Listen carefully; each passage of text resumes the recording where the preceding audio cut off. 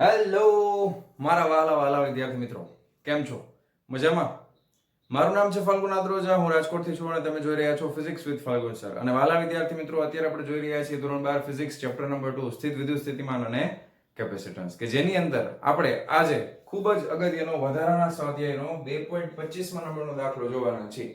આજના લેક્ચરમાં માત્ર આ એક જ દાખલો આપણે જોશું અને આને ડિટેલથી સમજશું, કારણ કે ખૂબ અગત્યનો અને બહુ સરસ દાખલો છે અને ધ્યાનથી આપણે આને સમજવાનો છે. શું કહે છે કે આકૃતિમાં દર્શાવેલ નેટવર્કનું સમતુલ્ય કેપેસિટન્સ શોધો. 300 વોલ્ટના સપ્લાય માટે દરેક કેપેસિટરને સમાંતરે વોલ્ટેજ અને તેના પરનો વિદ્યુતભાર શોધો. હવે આકૃતિ તમને કંઈક આ રીતની ટેક્સ્ટ બુકમાં આપેલી છે.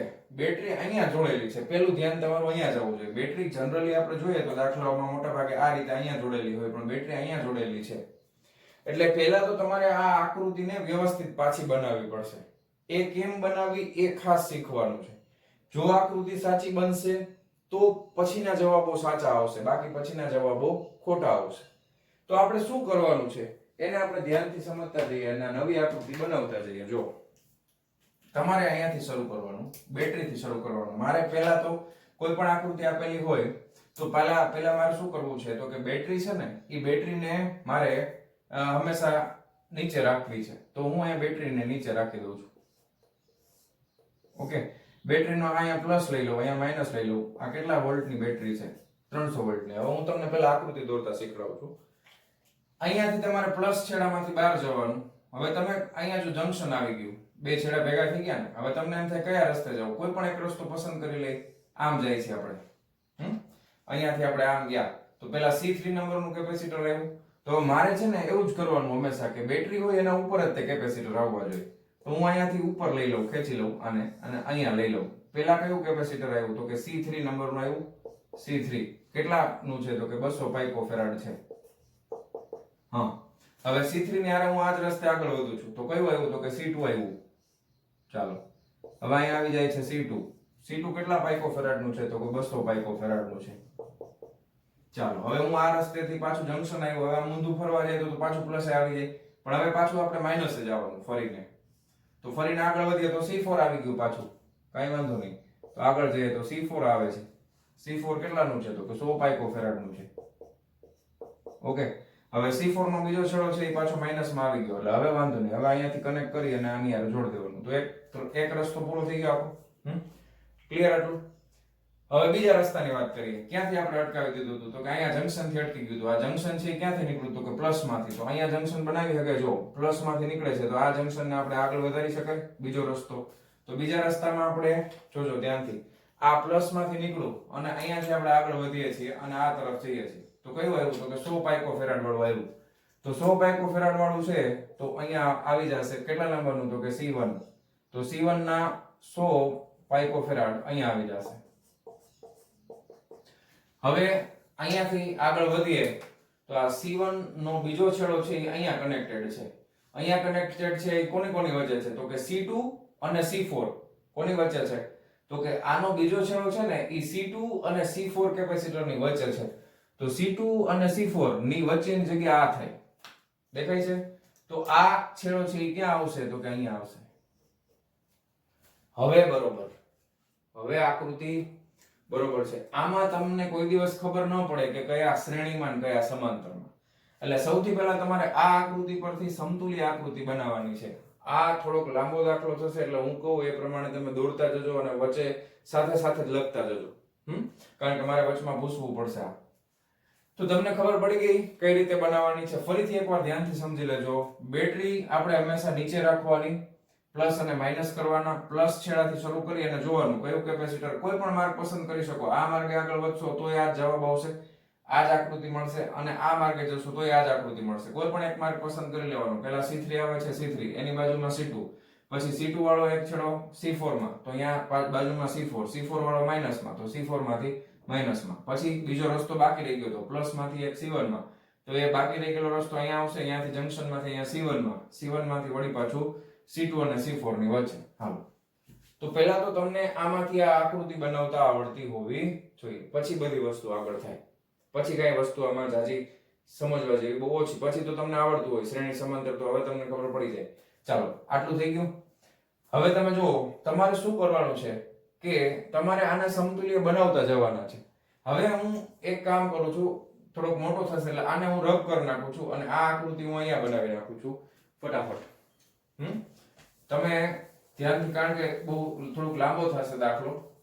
ઓકે, એટલા માટે આપણે સ્ટેપ બાય સ્ટેપ આગળ વધતા જઈએ છીએ. આ આકૃતિને હું ફટાફટ અહીંયા બનાવી નાખું એટલે પછી ટાઈમ આપણો ઓછો બગડે. ઓકે, અહીંયા આ કેપેસિટર આવી ગયું, અહીંયા 1 2. ઓકે, પછી અહીંયા એક છે. ઓકે, અને બેટરી આપણી અહીંયા છે, બરાબર છે, બેટરી અહીંયા છે. ઓકે, રેડી થઈ ગયું. આ પ્લસ, આ માઈનસ, આ 300 વોલ્ટ. ઓકે, આ C1, આ C3, આ C2, આ C4. ઓકે, આ 200 પાઇકોફેરાડ, આ 200 પાઇકોફેરાડ, આ 100 પાઇકોફેરાડ, આ 100 પાઇકોફેરાડ. રેડી? તો આ આકૃતિમાં અહીંયા બનાવી નાખી. તમે ફટાફટ આગળ વધીએ. ચાલો, હવે તમને ખ્યાલ આવી જશે કે આ આકૃતિ પ્રમાણે કયા શ્રેણીમાં છે કેપેસિટરો અને કયા કેપેસિટરો છે સમાંતરમાં છે. દેખાય છે? હવે આ આકૃતિ પ્રમાણે જુઓ તો સૌથી પહેલા આપણને કયા ખબર પડે કે શ્રેણીમાં છે સમાંતરમાં? તો કે C2 અને C3 ખબર પડી ગઈ કે એ બે છે ને એ શ્રેણીમાં છે. તો હવે તમારે શું કરવાનું છે? તમારે પાછી આકૃતિ જ બનાવવાની છે. તમારે પાછી શું કરવાની છે? આકૃતિ જ બનાવવાની છે. C2 અને C3 નું સમતુલ્ય કેપેસિટન્સ આપણે ધારો કે C23 નામ આપી દઈએ. તો C23 છે સમતુલ્ય કેપેસિટન્સ, એ પહેલા આપણે અહીંયા લખી નાખીએ કે C23 પહેલા આપણે આકૃતિ બનાવીએ. ચાલો, તો આ એમ નામ રહેશે. પછી અહીંયા આ બેનું સમતુલ્ય એક બની ગયું, આને આપણે નામ આપી દીધું છે C23 કોમ્બિનેશન બેનું. અને અહીંયા આવી જશે C4. રેડી? અને અહીંયા બેટરી તો છે જ આપણી પાસે. કેટલાની? તો કે 300 વોલ્ટની છે. અહીંયા પ્લસ, અહીંયા માઈનસ. રેડી? અને આ C1 છે, આ C4 છે. હવે હું પર વેલ્યુ નથી લખતો. મેં અહીંયા શું ગોઈતું? તો કે C23 ગોઈતું. એ કોનું છે? તો કે બે શ્રેણીનું. તો સમતુલ્ય કેપેસિટન્સ તમને ખબર પડે, શ્રેણી હોય તો શું આવે? 1/C આવે ને, સૂત્ર શું આવશે? 1/C23 is equal to 1/C2 plus 1/C3. શ્રેણીનું સૂત્ર સમતુલ્યનું. તો આને શોર્ટકટમાં લખવું હોય તો શોર્ટકટ સૂત્ર સીધું લખી નાખી. આવું શું કામ કરવું જોઈએ? ખાલી બે જ કેપેસિટર હોય તો આ શોર્ટકટ હાલે. શું લખાય? તો કે C23 is equal to C2 ગુણ્યા C3 ના છેદમાં C2 વત્તા C3. બરાબર? તો 200 ગુણ્યા 200 ના છેદમાં 200 વત્તા 200 એટલે 400 થઈ જાય. રેડી? 2 3 છે એટલે. તો આ જો કેટલા આવશે? તો કે 2 2 4, 1 2 3 4 ના છેદમાં 1 2, 2 2 મીંડા ગયા 100. તો આનો જવાબ આવશે 100 પાઇકોફેરાડ. એક તમને કહું સિમ્પલ વસ્તુ, સમાન મૂલ્યના બે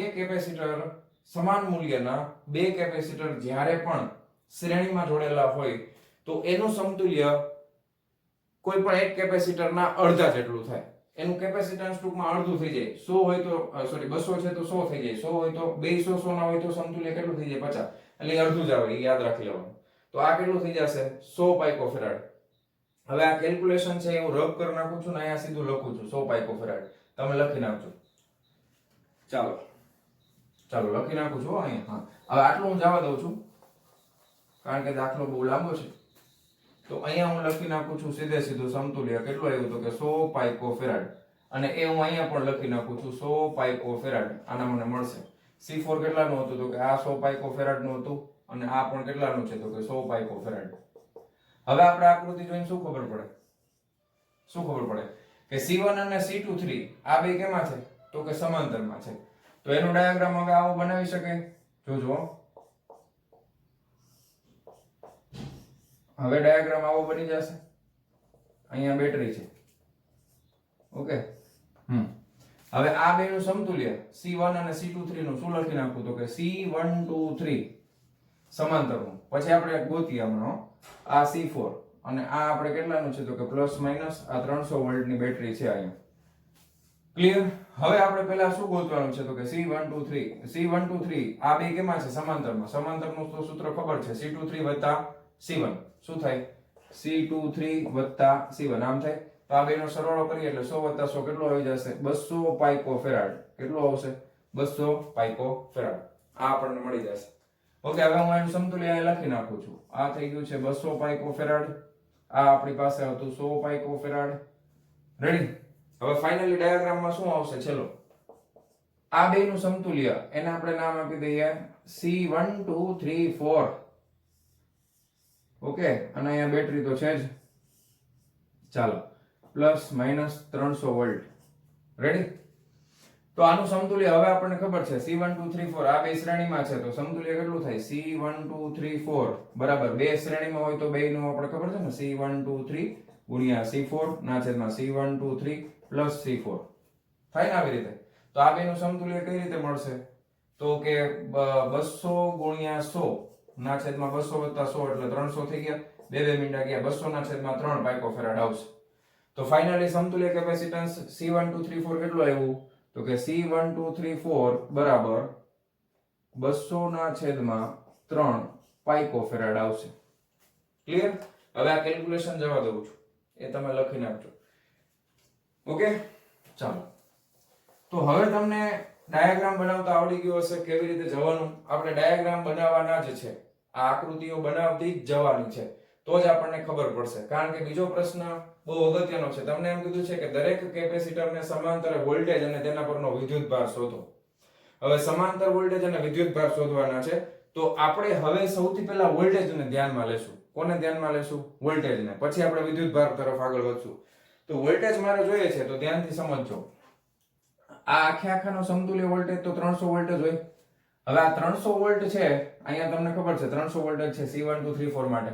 અહીંયા બે કેપેસિટર શ્રેણીમાં છે 300 વોલ્ટ છે. તો આ કેપેસિટરના આ વોલ્ટેજ છે એ બે ભાગમાં વિભાજિત થઈ જશે ને. આ વોલ્ટેજ છે એ કેટલા ભાગમાં વિભાજિત થઈ જશે તો કે બે ભાગમાં વિભાજિત થઈ જશે. તો આના માટે જો મારે વોલ્ટેજ જોતો હોય તો જો કેપેસિટન્સનું સૂત્ર તો તમને ખબર જ હોય C બરાબર Q/V.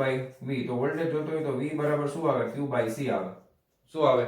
V બરાબર Q/C આવે. તો હવે મારી પાસે C તો છે, મારી પાસે C તો છે પણ Q નથી. તો સૌથી પહેલા આપણે આના ઉપરથી કુલ વિદ્યુતભાર ગોતી લઈએ બધાયનો. ટોટલ વિદ્યુતભાર બેટરીમાંથી કેટલો નીકળે છે ઈ મારે જોતું હોય તો ધ્યાનથી જોજો. અહીંયાથી પહેલા કુલ વિદ્યુતભાર મેળવી લઈએ. તો કુલ વિદ્યુતભાર Q બરાબર CV. તો સમતુલ્ય કેપેસિટન્સ આવશે ને. સમતુલ્ય કેપેસિટન્સ C1234 * V. તો C કેટલા આવ્યા તો કે 200 ના છેદમાં 3 પાઇકો એટલે 10 ની -12 ઘાત. એના ગુણાકારમાં વોલ્ટેજ કેટલા છે તો કે 300. બરાબર? તો અહીંયા આવી જશે 100 ગુણાકારમાં. ચાલો થોડું ભેગું થઈ ગયું, આને કાઢી નાખું. તો મને વિદ્યુતભાર કેટલો મળી જશે જોજો. આ 200 ગુણ્યા 100 એટલે 2 ગુણ્યા 10 ની 4 ઘાત આવી ગઈ ગુણ્યા 10 ની -12 ઘાત છે ટોટલ વિદ્યુતભાર છે. તો આ કેટલો થઈ ગયો 2 ગુણ્યા 10 ની -8 ઘાત કુલમ. તો આ સમતુલ્ય કેપેસિટન્સનો કુલ વિદ્યુતભાર કેટલો મળી ગયો તો કે 2 ગુણ્યા 10 ની 8 ઘાત કુલમ મળ્યો. આનો વિદ્યુતભાર કેટલો મળ્યો Q. અને 1 2 3 4 નામ આપી દે તો કેટલો થઈ ગયો તો કે 2 ગુણ્યા 10 ની -8 ઘાત કુલમ. હવે સમજજો બરાબર હો. ચાલો આ મળી ગયું. હું કેલ્ક્યુલેશન તો રબ જ કરતો જઈશ, તમારે હારે હારે જ કરતું જવાનું છે. ચાલો આ સમજાણું તમને. કુલ વિદ્યુતભાર મળ્યો. હવે તો કે કાંઈ વાંધો નહીં, હવે આગળ વધવાનું છે. ચાલો હવે આગળ શું તો કે આગળ હવે જો આ વિદ્યુતભાર માંથી આ બધો વિદ્યુતભાર આ કેપેસિટરને મળે. આ કેપેસિટર કેમાંથી બનેલું છે તો કે આ બેમાંથી. આ બે કેમાં છે? શ્રેણીમાં. તો શ્રેણીમાં શું અચળ હોય? શ્રેણીમાં હોય કેપેસિટર તો શું અચળ હોય તો કે વિદ્યુતભાર અચળ હોય. તો આ કેપેસિટરને આટલો જ વિદ્યુતભાર મળશે અને આ કેપેસિટરને આટલો જ વિદ્યુતભાર મળશે. આના બે ભાગ નહીં પડે. ધ્યાનથી સમજજો. કારણ કે આ કેપેસિટર આ બે શ્રેણીનું સમતુલ્ય છે. તો શ્રેણીમાં હોય ત્યારે વિદ્યુતભાર તો અચળ જ હોય. એટલે મને સીધી ખબર પડી જશે કે Q123 બરાબર 2 ગુણ્યા 10 ની -8 ઘાત કુલમ થાય અને Q4 બરાબર 2 ગુણ્યા 10 ની -8 ઘાત કુલમ થાય. થાય કે ન થાય? આ સ્ટેપ સમજાણું ને તમને? આ જ ખાસ અગત્યનું. હવે તમારે આખી પ્રોસેસ છે ને ઊંધી કરવાની છે. છેલ્લી આકૃતિથી શરૂ કરી અને અહીંયા સુધી પહોંચશું આપણે. ઊંધો રસ્તો છે, રિવર્સ. તો વિદ્યુતભાર મળી ગયો. હવે મને વોલ્ટેજ જોઈએ છે તો મળી જાય ને. કેપેસિટન્સ C બરાબર Q/V. તો V બરાબર કેટલા થાય? Q/C. હવે તો મારી પાસે Q છે ને અને C છે. તો આ 200 પાઇકોફેરાડ માટે વોલ્ટેજ કેટલા થશે જોજો. ગણતરી તમારે લખવાની છે, હું સીધો લખતો જાઉં છું. આ V123 છે તો Q123 ભાગ્યા શું આવશે તો કે C123. તો Q123 કેટલા છે તો કે 2 ગુણ્યા 10 ની -8 ઘાત ના છેદમાં C123 કેટલા છે તો કે 200 પાઇકોફેરાડ એટલે 200 ગુણ્યા 10 ની -12 ઘાત. તો આ હું 200 બરાબર છે, તો 2 અહીંયા 100, તો 100 જાય તો અહીંયા કેટલા વધશે, તો કે 10 ની માઈનસ 8 ઘાત ના છેદમાં 10 ની માઈનસ 10 ઘાત વધે, 10 ની 10 ઘાત ઉપર 10 માંથી 8 જાય તો 2, એટલે આ 100 જવાબ આવશે. કેટલો, તો કે અહીંયા જે વિદ્યુત સ્થિતિમાનનો તફાવત છે તો એને હું અહીંયા લખું છું V123 બરાબર 100 વોલ્ટ, V123 બરાબર 100 વોલ્ટ, ધ્યાનથી સમજો. અને C4 માટે આપણે નામ આપી દઈએ V4 બરાબર Q4 ના છેદમાં C4. Q4 તો આટલા જ છે, 2 ગુણ્યા 10 ની માઈનસ 8 ઘાત ના છેદમાં C4 કેટલા છે, તો કે 100 પાઇકોફેરાડ. તો હું અહીંયા ડાયરેક્ટ પાઇકો છે 10 ની માઈનસ 12 2 ગયા એટલે 10 ની માઈનસ 10 ઘાત લખું છું સીધો. આને આપણે ઉપર જવા દઈએ એટલે સીધા આવી જશે 200 વોલ્ટ. કેટલા આવશે, 200 વોલ્ટ, બરાબર. તો આના માટે ક્યાં મેં લખ્યું હતું, આ રહ્યું. તો આના માટે V4 બરાબર આવી ગયા 200 વોલ્ટ. સમજાણું? હવે તમે જો આપણે સાચી કેલ્ક્યુલેશન કરી છે, ખોટી ખબર પડી જાય. આના કેટલા આવ્યા, તો 100 વોલ્ટ, આના કેટલા આવ્યા 200, ટોટલ સરવાળો કરો કેટલા થઈ ગયા 300, સાચું જ છે, કોઈ પ્રોબ્લેમ નથી. હવે આના વોલ્ટેજ તો આપણને ખબર પડી ગયા છે, આના કેટલા છે, તો કે આટલા ભાગમાં 200 વોલ્ટ છે, તો 100 વોલ્ટ આટલા ભાગમાં છે, આટલા ભાગમાં કેટલા વોલ્ટ છે, 100 વોલ્ટ છે. અને આ બે પાછા કેમાં છે, આ બે કેપેસિટર કેમાં છે, સમાંતરમાં છે. સમાંતરમાં હોય તો C1 ને કેટલા વોલ્ટેજ મળે, ધ્યાનથી સમજો. હવે આ કેલ્ક્યુલેશન હું જવા દઉં છું, તમે વિડિયો પોઝ કરીને લખતા જ જાજો. ચાલો આ કેલ્ક્યુલેશન જવા દઉં છું. ઓકે, હવે ખાસ ધ્યાનથી સમજવાનું કે 100 વોલ્ટ C23 ને મળે છે, તો 100 વોલ્ટ C1 ને મળતા હોય, કારણ કે 100 વોલ્ટ આના છે તો 100 વોલ્ટ આની પાસે હોય ને, સમાંતરમાં છે બે, તો બે ને કેટલા વોલ્ટ મળે છે, તો કે 100 વોલ્ટ મળે છે. ઓકે, આને 100 વોલ્ટ મળે છે, તો C1 અને અહીંયા V1 લખી નાખું છું, કેટલા આવ્યા, તો કે 100 વોલ્ટ. અને અને V23 એ કેટલા છે, તો કે V23 બરાબર 100 વોલ્ટ. ઓકે, V23 બરાબર કેટલા આવી ગયા છે, 100 વોલ્ટ.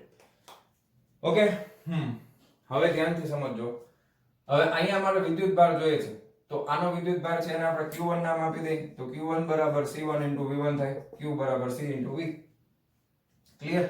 તો C1 કેટલા છે, તો કે 100 એટલે કે 10 ની માઈનસ 10 ઘાત જ લખું છું સીધું. V1 એટલે કેટલા છે, તો કે 10 ની 2 ઘાત થાય, તો વિદ્યુત ભાર Q1 કેટલો થઈ જશે, ડાયરેક્ટ 10 ની માઈનસ 8 ઘાત કુલમ. કેટલો થઈ જશે, 10 ની માઈનસ 8 ઘાત કુલમ. તો આના માટે મને મળી ગયું છે Q1 બરાબર 10 ની માઈનસ 8 ઘાત કુલમ. રેડી? આટલું ક્લિયર છે? હવે વાત રહી 2-3 ની.